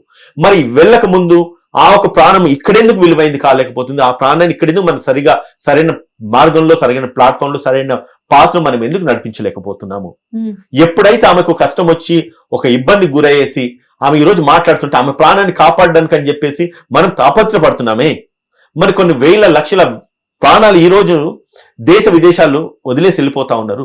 మరి వదిలేసి వెళ్ళిపోయే వాళ్ళకి ఎటువంటి జాగ్రత్తలు మనము నిర్దేశించేసి మనం పంపిస్తున్నాము? ఉమ్, అది భారతదేశ ప్రభుత్వం మీద లేదా? ఆ జాగ్రత్తలు ఎందుకు మనం తీసుకోకూడదు? అది సేమ్ అదే కేర్, అదే ఈ రోజు నిమిషప్రియ వాళ్ళ తల్లి పోయేసి సుప్రీంకోర్టును ఆశ్రయించింది, ఉమ్, నా బిడ్డ ప్రాణం కాపాడండి. ఉమ్, ఇదే రకంగా గల్ఫ్ కంట్రీస్ కు వెళ్లే ప్రతి ఒక్కరి పేరెంట్స్ కానీ లేకపోతే ఆ కుటుంబ సభ్యులు కానీ లేకపోతే మన భారతదేశ ప్రభుత్వం కానీ ఆలోచించి ఆ ప్రాపర్ ప్రికాషన్స్ తీసుకుని అట్లా పంపించుంటే కనుక ఈ రోజు నిమిషప్రియకు ఈ పరిస్థితి రాదు. ఇదివరకు ఎంతమందికి వచ్చిందో మనకు తెలియదు. రేపు రానున్న పరిస్థితుల్లో రోజులలో కూడా ఇటువంటి పరిస్థితులు రావద్దంటే నిమిషప్రియ కేసు షుడ్ బి అనే classic example and best example కావాలి మన దేశం. సార్ ఇక్కడ నేను కూడా ఒక విషయం చెప్తాను. ఏ మనిషికి కూడా దిగేదాకా లోతు ఎంత ఉందనేది తెలియదు. సో ఏదైనా ప్రమాదం వచ్చే వరకు కూడా ఇది చేస్తే ఇది చేయకుండా ఉంటే బాగుండేది అని చెప్పేసి ఎవరికి ఒక ఐడియా రాదు. సో మేబీ ఇక్కడ అదే జరుగుంటుంది. నేను ఒక విషయం చెప్తాను, Yes. మిమ్మల్ని ఇంటరప్ట్ చేస్తున్నా. మనం చాలా వీడియోస్ ఈ రోజులలో మనం యూట్యూబ్లలో ఫేస్బుక్లలో చూస్తూ ఉంటాము. ఇమీడియట్ కొన్ని వీడియోస్ పాప్ అవుతా ఉంటది. వాడు బర్రెలను కాసే చోట వాడు ఏడ్చుకుంటూ వీడియోస్ పెడుతున్నాడు. కొందరు మహిళలు ఏదో చోట ఉద్యోగానికి అని చెప్పేసి మమ్మల్ని బయటకు పంపిస్తలేరని చెప్పి వీడియోస్ పంపిస్తున్నారు. వాడు డెసర్ట్ నుంచి వీడియోస్ పంపిస్తున్నారు. మరి పంపించినప్పుడు వారి జీవితము థ్రెట్ లో ఉన్నదని చెప్పి గమనించేసి కొన్ని రాష్ట్ర ప్రభుత్వాలు వాళ్ళు వెనక్కి తీసుకొచ్చి లాస్ట్ ఒకటి నేను తెలుగుదేశం గవర్నమెంట్ వెరీ రీసెంట్ లో ఒక కేసు చూస్తున్నాను. నారా లోకేష్ ఏదో సుమన్ టీవీలో ఏదో ఇంటర్వ్యూ వచ్చిందని చూసేసి దాని గురించి వెంటనే స్పందించి తీసుకొచ్చినారు. ఎప్పుడైతే అటువంటి ఇన్సిడెంట్స్ జరుగుతున్నాయో అవి రిపీట్ అయితే అన్న ఒక ఆలోచన తలంపు కనుక మన ప్రభుత్వం దృష్టిలో ఉంటే దాన్ని నిర్మూలించడానికి ఏం చేయాలన్న ఒక ప్రికాషన్స్ మెజర్స్ తీసుకోవాల్సిన అవసరం కూడా ఉంటుంది. వెంటనే ఒక మాట, ఈ రోజు నిమిషప్రియను మనం కాపాడుకుంటాం, ఆ ప్రాణాన్ని కాపాడుకుంటాం. తన సెంటెన్స్ కంటిన్యూ అవుతుంది కావచ్చు, తనకు లైఫ్ ఇంప్రిజన్మెంట్ ఇస్తారు కావచ్చు, లేకపోతే 10-20 సంవత్సరాల శిక్ష విధిస్తారు కావచ్చు. కానీ ఇక్కడ నుంచి వెళ్లే వాళ్ళ జీవితాన్ని ప్రాణాలని మనం అదే రకంగా ప్రొటెక్ట్ చేయాలి. ఇంకోసారి మరి ఇది జరగకుండా ఉండాలంటే ఏం చేయాలన్నది కూడా ఏ ఛానల్ నేను ఈ మధ్య కాలంలో ఈ నిమిషప్రియ కేసు విషయంలో సంబంధించి వెతికితే కనిపించలేదు madam. So that is the reason I want to convey to the public, to the general public, to take every precaution. ప్రతి ఒక్కరు కూడా ఒక ప్రాపర్ ప్రికాషన్ తీసుకుంటే కనుక రేపు మరొకరి జీవితం ఇటువంటి పరిస్థితులకు తావు తీయదు కదా మేడం. సార్ మీరన్నట్లుగా ఇక్కడ నాకు క్వశ్చన్ రేజ్ అయింది. సోషల్ మీడియా వచ్చిన తర్వాత ప్రతి ఒక్కళ్ళు కూడా వాళ్ళకి ఏదైనా ప్రాబ్లం ఉన్నప్పుడు ఒక వీడియో తీసి పోస్ట్ చేయడము చాలా చిన్న విషయం అయిపోయింది. బట్ నిమిషప్రియ విషయంలో ఇలాంటిది ఎప్పుడు జరగలేదా? ఆవిడ ఇలాంటి సాహసం ఎప్పుడు చేయలేదా? చేస్తుంటే మనకు వీడియోస్ వచ్చేటి కదా, మన ఆ ప్రయత్నం ఎందుకు చేయలేదు? అదే అవకాశాన్ని ఇవ్వకపోయి ఉండొచ్చు కదా. అంటే ఆవిడ మొబైల్ యూజ్ చేయడం అనేది చాలా చిన్న విషయమే కదా మేడం. ఆవిడ దగ్గర ఆవిడ భర్తతో మాట్లాడడానికైనా కిట్ తో మాట్లాడడానికైనా ఒక మొబైల్ అయితే మినిమం క్యారీ అయితే చేయాలి. కండిషన్ ఇవ్వకపోతే ఒకటి మేడం, ఇప్పుడు సరే మీ స్టేట్మెంట్స్ నేను కాంట్రాడిక్ట్ చేస్తున్నాను కాదు. అటువంటి సిచ్యుయేషన్ ఈ రోజు మనం ఇంట్లో నుంచి బయటకు వెళ్తే ఒక పూట కాకపోతే ఇంకో పూట మన భార్య పిల్లలు husbands wives family members contact చేస్తారు, కాల్ చేస్తారు. ఈమె ఎప్పుడైతే ఆ సిచ్యువేషన్ ఉన్నదో ఈ సిచ్యువేషన్ నాకు ఉన్నదని కనుక తన భర్తకి ఇక్కడ కన్వే చేసి ఉంటే our state or central government would have taken precautions. Right madam? True కదా మేడం. అయితే అటువంటి సిచ్యువేషన్స్ మరి ఎందుకు రాలేదు? ఇంకోటి 24 గంటలు మన వ్యక్తి ఫోన్ ఎత్తకపోతే వెంటనే మన పోలీస్ స్టేషన్ లో రిపోర్ట్ చేయడము కంప్లైంట్ చేయడం చేస్తాం. మరి ఆ సిచ్యువేషన్ నిమిషప్రియకి ఎందుకు జరగలేదు? ఒకవేళ నిమిషప్రియ గనక ఇబ్బందిలో ఉన్నప్పుడు తన ఫ్యామిలీ మెంబర్కి ఇంటిమేట్ చేసి ఉంటే కనుక ఈ 10 కోట్ల రూపాయలు ఆమె వెచ్చిచ్చేదానికంటే matter 1 phone call our state government or our judiciary our police would have saved her life. ఎందుకు జరగలేదు? ఈ ల్యాప్సెస్ ఎక్కడ ఉన్నాయి మేడం? మీకు ఇక్కడ ఇంకొక చిన్న విషయం కూడా నేను చెప్పదలుచుకున్నాను. ఏంటంటే 22 సిమ్ కార్డ్స్ మార్చారంట ఆవిడ. సార్ మీరు కూడా వినే ఉంటారు. 22 సిమ్ కార్డ్స్ మార్చారంట ఆవిడ. లైక్ అంటే వాళ్ళ హస్బెండ్ అడిగారంట, ఎందుకు సిమ్ కార్డ్స్ ఇన్ని మారుస్తున్నావు అని చెప్తే నాకు ఇక్కడ నాకు హెరాస్మెంట్ ఉంది అని చెప్పిందంట. కానీ ఆవిడ పర్టికులర్ గా ఏం జరుగుతుందంతా ఎక్స్ప్లెయిన్ చేయలేదంట. సో 22 సిమ్ కార్డ్స్ ఆవిడ చేంజ్ చేయడం జరిగిందంట మొబైల్లో ఈ ప్రాసెస్ లో. అది సో ఇవన్నీ ఒక జరుగుతూనే ఉన్నాయి. కానీ ఆవిడ ఎందుకు బయటకు రాలేదు అన్నది $1 million క్వశ్చన్. అది ఆవిడకి తెలియదు. టు బి ఫ్రాంక్, ఇప్పటికి మీరు చెప్తే గానీ మాకు తెలియలేదు 21 సిమ్ కార్డ్స్ మార్చింది అని చెప్పి. సో సిచ్యువేషన్ ఏం బట్టి వాళ్ళకి తెలిస్తే ఏదైనా కంగారు పడతారేమో, లేక ఇంకోటి నేను ఎలాగో బయటపడిపోతానేమో, నేను చూస్తాను ఎలా డీల్ చేసుకోవాలి, కాన్ఫిడెన్స్ ఉండుండొచ్చు. లేదా చెప్తే ఇంటి వాళ్ళు అనవసరంగా కంగారు పడతారు, ఇంత దూరాన ఉన్నాను కదా అని అనుకుంటుండొచ్చు. సిచ్యువేషన్స్ మనకి తెలియదు, మనం ఓన్లీ త్రూ మీడియా మనకి ఏం న్యూస్ వస్తే మనం అదే దాని మీద చర్చించుకుంటూ ఉంటాం. రియాలిటీ ఏంటో అన్నది ఎవ్వరికి ఏం తెలియదు ఇంతవరకు. సో అట్లీస్ట్ ఆ పరంగా తెలిస్తే అనాలిసిస్ చేయడానికి కూడా ఈజీ ఉంటుంది. బట్ అన్నెసర్లీ కమెంట్ చేయటం కూడా అది కరెక్ట్ కాదు. తన సిచ్యువేషన్ బట్టి మేబీ ఆ మూమెంట్ లో ఏమనిపించిందో ఆ మూమెంటం రియాక్షన్స్ ఉండుంటాయి. సో బికాస్ తెలుసుంటే why it would have been, వాళ్ళకి ఏం తెలీదా? ఒకవేళ తన వైఫ్ హరాస్మెంట్ లో ఉంది అని అంటే ఎప్పుడో తిను చర్య తీసుకునేవాళ్ళు. అలాగే తనకి అంత హరాస్మెంట్ అవుతుందో అంత భరాయించాల్సిన అవసరం తనకి లేదు. And being an educated women at least she knows. Nurse గా ఉన్నారు, ఆవిడేం అన్ఎడ్యుకేటెడ్ గా అక్కడికి వెళ్ళలేదు కదా. She knows how to handle. So ఆ సిచ్యువేషన్స్ అన్ని జరిగి ఏదో ఎక్స్ట్రీమ్ లెవెల్లో వెళ్ళొచ్చాక అది మీడియా ముందు వచ్చి అది బొంబాస్టిక్ అయిపోయింది. అంటే అందరికీ ఇప్పుడు ఇంకోలా సో మనకు రియాలిటీ అన్నది అక్కడ ఏం జరిగిందో అన్నది ఇంతవరకు ఎవరికి తెలీదు. మనం తెలిసినది చెప్తున్నాను కదా, ఒరిజినల్ న్యూస్ ఎప్పుడు ఒరిజినల్ ఉండదు. అదంతా దానికి చాలా మసాలాలు యాడ్ చేసి మనం అలా చెప్తూ ఉంటాం. బట్ రియాలిటీ తనకే తెలియాలి. అలా తెలియకుండా ఎవరు ఉండరు కదమ్మా ఈ కాలంలో. అంత ఇమ్మెచ్యూర్డ్ గా అయితే ఉండరు కదా. నాకు ఇంత హెరాస్మెంట్ అవుతుంది అని అంటే తన మొగుడికి చెప్పకపోవడం అనేది ఉండదు. డెఫినెట్ గా ఏదో పరంగా కన్వే చేయాలి, నేను ఎస్కేప్ అవ్వాలని చూస్తుంది. కానీ నేను ఇంకా ఇక్కడ హెరాస్మెంట్ తీసుకొని నేను భరాయించి నేను ఇక్కడే ఉంటాను మాత్రం ఎవడు అనుకోడు. అలాగే మొగుడు అనుకోడు, తన్ని అలా వదిలేద్దామని తను అనుకోదు. Maybe situation weren't in favour of her అన్నట్టు అనిపిస్తుంది. బట్ 21 సిమ్ కార్డ్ మార్చాల్సిన అవసరం దానికి ఏం పట్టింది? యాక్చువల్ గా ఏంటంటే అది అంత లిబర్టీ తీసుకున్నావా? ఎవరినైనా అప్రోచ్ అవ్వచ్చు. ఏ లాయర్, ఇండియన్ లాయర్ కూడా అప్రోచ్ అవ్వచ్చు. తను ఎవరినైనా అప్రోచ్ అయ్యి హెల్ప్ కావాలి అని చెప్పొచ్చు. మరి అవన్నీ చేయనందుకు కారణం ఏముంటాయి? But it is completely total mysterious sir. ఎలా అంటే ఆమె బిజినెస్ పార్ట్నర్ కింద అతను ఉన్నారు అని ఒకళ్ళు చెప్తున్నారు. ఒకళ్ళు ఏంటంటే ఆల్రెడీ ఆమె ఇంతకుముందు ఎవరితో అయితే వర్క్ చేసిందో వాళ్ళకి 33% షేర్ ఇచ్చి అతన్నే బిజినెస్ పార్ట్నర్ గా పెట్టుకున్నారు అని చెప్పేసి చెప్తున్నారు. ఇండియా విజిట్ చేయడానికి వచ్చినప్పుడు నేను కూడా ఒకసారి ఇండియాకి వస్తాను, కేరళ చూస్తాను అని చెప్పేసి ఎవరైతే పర్సన్ ఉన్నారో అతను తీసుకొని వస్తే అతను మ్యారేజ్ ఆల్బమ్ లో నుంచి ఆ తెలియకుండా ఫోటో ఒకటి తీసుకొని ఇక్కడికి వచ్చి దాన్ని మార్పింగ్ చేయించి ఇక్కడ మ్యారేజ్ సర్టిఫికేట్ క్రియేట్ చేశాము అని చెప్పేసి ఆ వేలో కొంతమంది చెప్తున్నారు. అండ్ ఆ దేశం రూల్స్ ప్రకారం హస్బెండ్ ఏది చెప్తే అదే.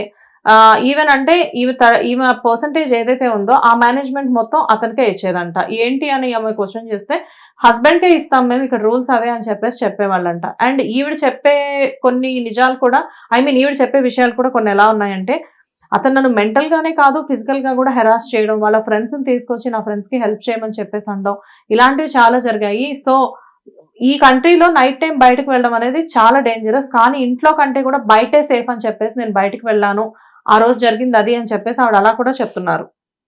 సేమ్ అంతే మేడం. ఒకటి ఏంటంటే మనము ఎప్పుడు కూడా అక్కడ అన్సీన్ థింగ్స్ మన కంటితో చూడలేదు, చెవులతో వినలేదు.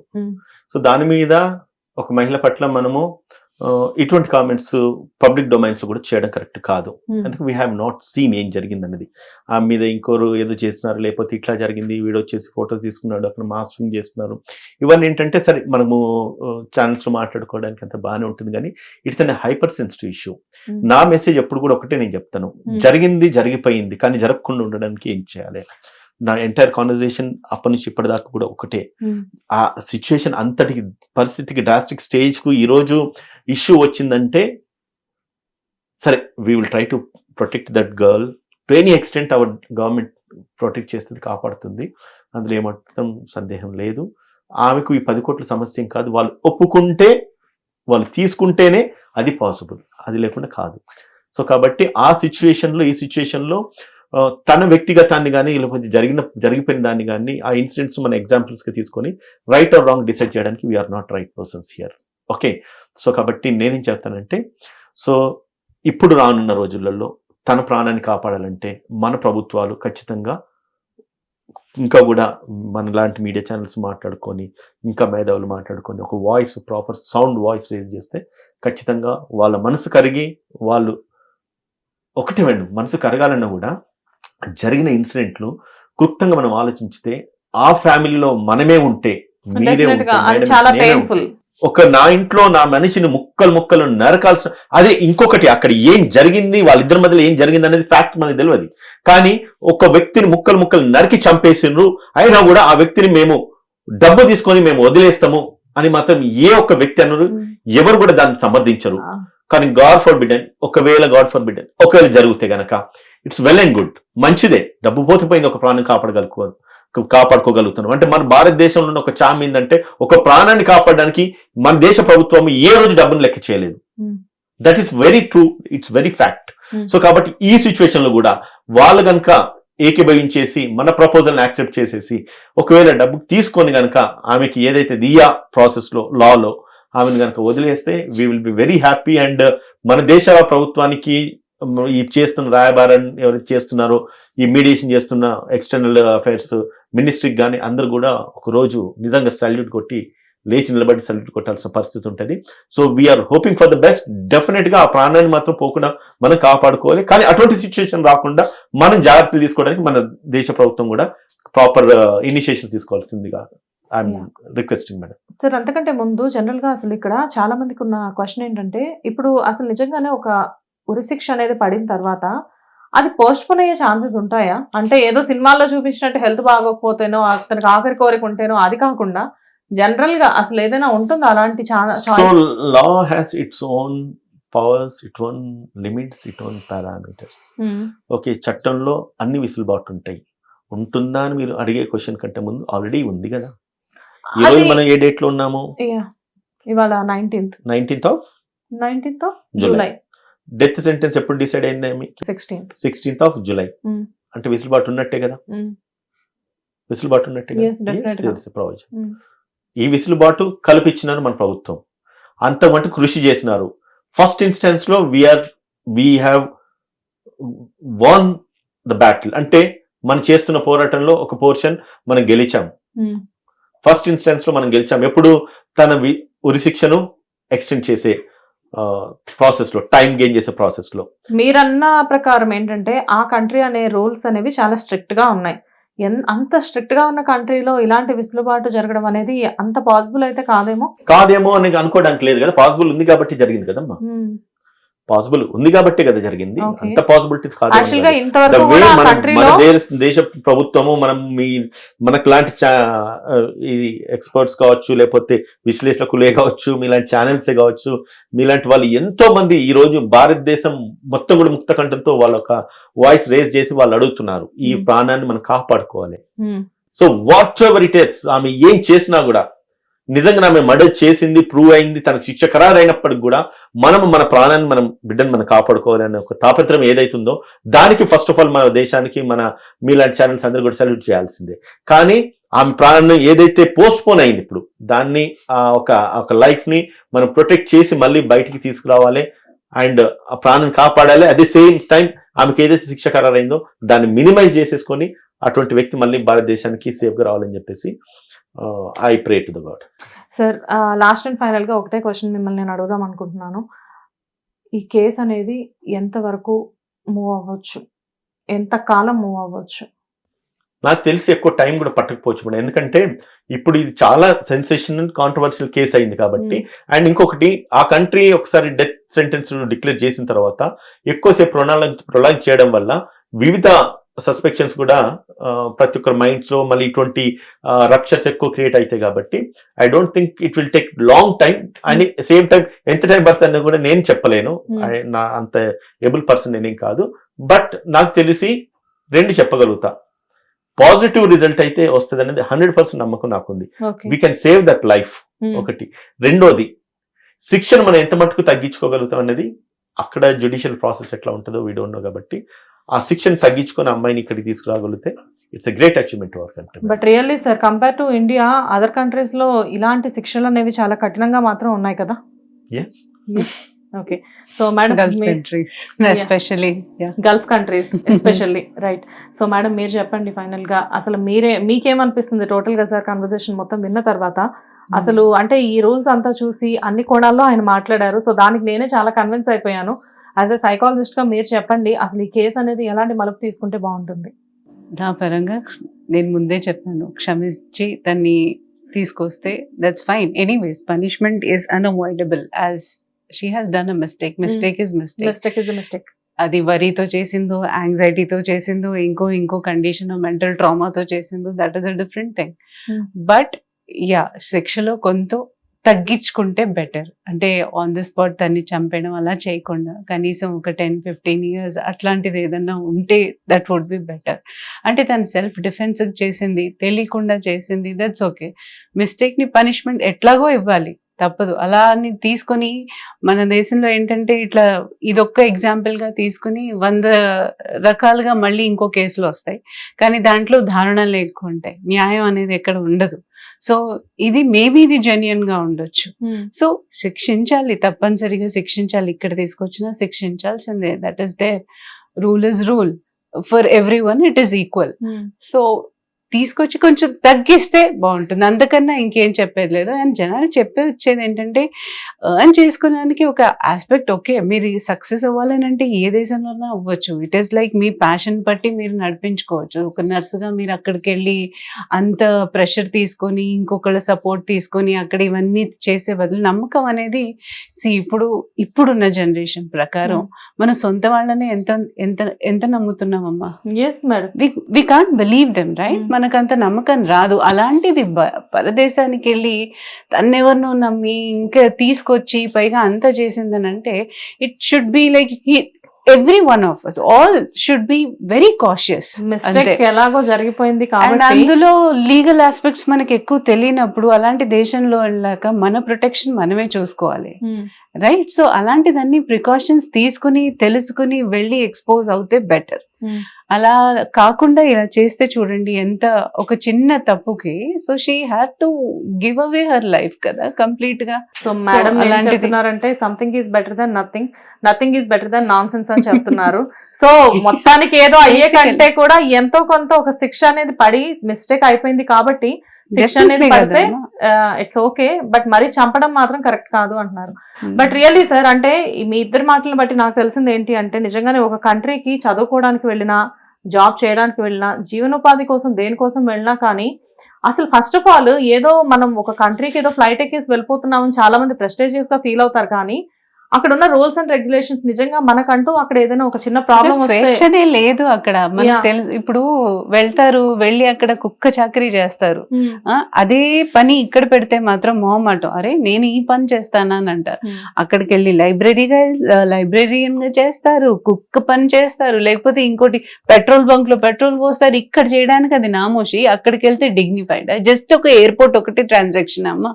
అంటే ఒక సూట్ కేసు పట్టుకుని వెళ్ళామంటే అదొక ప్రివిలేజా కాదు. బయట దేశానికి వెళ్తున్నామంటే అక్కడ చాకరీలు అక్కడ చేయాల్సిందే, అక్కడ డిసిప్లిన్ అక్కడ ఫాలో అవ్వాల్సిందే. ఇక్కడ ఉన్న స్వేచ్ఛ ఏ కంట్రీలో ఉండదు. అదే మనం చెప్పుకోవచ్చు గర్వంగా. మీకు నిలబడాలి, మీకు ఏదైనా చేయాలంటే దేశం కోసం చేయండి, కావాలంటే అక్కడికి వెళ్ళి తిరిగి రండి, అలా డొనేట్ చేద్దాం వాళ్ళు. అంటే అవసరం లేదు అంత కష్టపడాలి. రూపాయి కంటే కూడా డాలర్లు దినార్లు ఎక్కువ చూస్తూ ఉంటారు, అంతే కదా. అంటే చూడండి, అక్కడికి వెళ్ళి సంపాదిస్తారు, ఇక్కడికి వచ్చి ప్రాపర్టీలు పెట్టుకుని జస్ట్ అలా పెట్టుకుంటారు, కొనుక్కుని పెట్టుకోవడమే తప్ప అనుభవించాల్సిన మళ్ళీ ఆ పరిస్థితి రాదు. ఎప్పుడు ఓల్డ్ ఏజ్ లో వచ్చి అనుభవిస్తారు అన్నట్టు ఎన్ఆర్ఐస్ ఉంటారు కదా, వినో.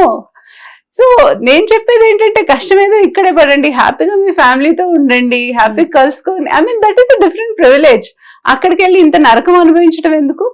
తర్వాత అయితే మళ్ళీ government they have their own obligations, they have their own work. ఇవన్నీ చిన్న చిన్నవి కూడా they can't take care of you కదా. ఇండివిజువల్లీ మనం ఏమన్నీ చూసుకోలేం. కాకపోతే ఇంత చేస్తుందంటే మన government, we should be proud of our self. So final గా మీరు ఏదైనా మెసేజ్ ఇస్తారా సార్? అంటే ఏది ఆలోచించకుండా వెళ్ళిపోయే వాళ్ళ కోసం ఇది ఒకటే big message. Nimisha Priya case itself is a big message. అది though it is to the men are though it is to the women, and at the same time though it is to the state governments or though it is to the central government. Okay, మన దేశం నుంచి ఒక ప్రాణాన్ని, ఒక వ్యక్తిని మన ఇక్కడి నుంచి పంపిస్తున్నప్పుడు ఖచ్చితంగా వారికి ఇవ్వాల్సిన కౌన్సిలింగ్స్, వారికి ఇవ్వాల్సిన ప్రికాషన్స్, జాగ్రత్తలు అన్నీ కూడా మనం తెలియజేసి పంపించినాము. ఈరోజు ఇటువంటి పరిస్థితికి రాకుండా మనము ప్రొటెక్ట్ చేసుకోగలుగుతాం, కాపాడుకోగలుగుతాం. కాబట్టి prevention is better than cure. ఇది నేను ఎప్పుడు ప్రతి ఛానల్లో, ప్రతి విషయంలో నేను సందర్భం వచ్చినప్పుడు చెప్తా ఉంటాను. ఏదో జరిగిపోయిన తర్వాత మనం దాన్ని నిర్మూలించాలి, దాని నుంచి బయటపడాలి అనే దానికంటే కూడా జరగకుండా ఎట్లా నిర్మూలించాలి దాని మీద దృష్టి పెడితే కనుక that should be a right thing. And we wish, hope and pray from very bottom of my heart that Nimisha Priya life should be saved and she should come to India very very quickly త్వరగా మన భారతదేశానికి తను తిరిగి రావాలి.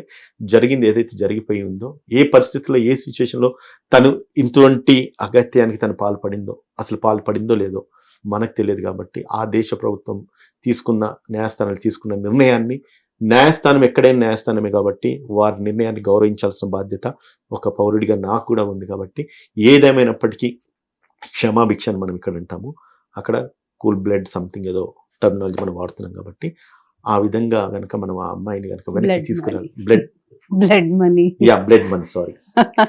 Money అనే ఒక terminology ఉంది. కాబట్టి ఆ బ్లడ్ మనీ ప్రాసెస్ లో ఆ అమ్మాయిని మనం డబ్బులు ఇచ్చేసి ప్రాణాలు కాపాడుకోగలిగితే that should be very fine అమ్మా. Nice sir. కేసు పాతదైనప్పటికీ కూడా చెప్పే విధానం చాలా కొత్తగా ఉంది.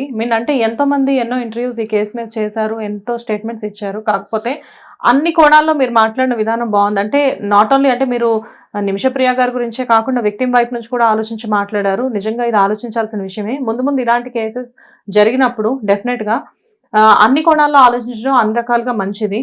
అండ్ యాజ్ అ సైకాలజిస్ట్గా మీరు కూడా చాలా బాగా మాట్లాడారు మేడం. అంటే ఒక హ్యూమన్ బీయింగ్ ఏదైతే ఆలోచిస్తారో, అఫ్ కోర్స్ మీరు అలానే ఆలోచిస్తారు కాబట్టి లోపల మేము ఏదైతే అనుకుంటామో మీరు అది బయటకు ఎక్స్ప్రెస్ చేస్తారు. కౌన్సిలర్ గా I have to step into your shoes and think like you కదా. So that is a basic thing that we have.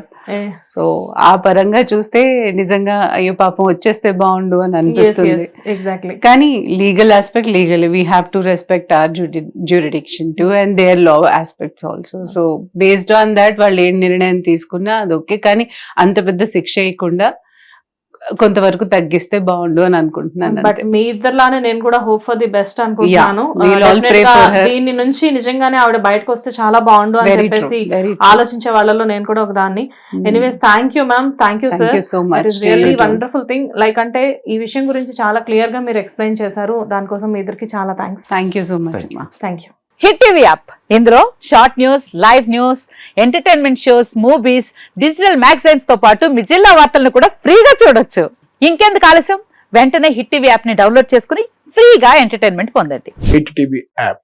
Hit TV app. Please download hit TV app. Hit TV app ని ఫ్రీగా download చేసుకుని enjoy చేయండి. మీకు నచ్చిన entertainment కోసం hit TV app ని ఫ్రీగా డౌన్లోడ్ చేసుకుని ఎంజాయ్ చేయండి. హిట్ టీవీ యాప్ ని డౌన్లోడ్ చేసుకుని ఆస్వాదించండి, ఆశీర్వదించండి. ఇంతమంది సెలబ్రిటీలు హిట్ టీవీ యాప్ ని డౌన్లోడ్ చేసుకోండి అని చెప్తున్నారంటే ఎంత మంచి యాప్ ఆలోచించండి.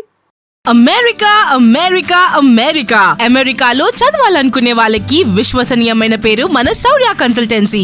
UK లో 1 year masters, UK లో 1 year masters, 2 years work permit up to 5 years visa. Contact Saurya Consultancy. Contact 89851 89851.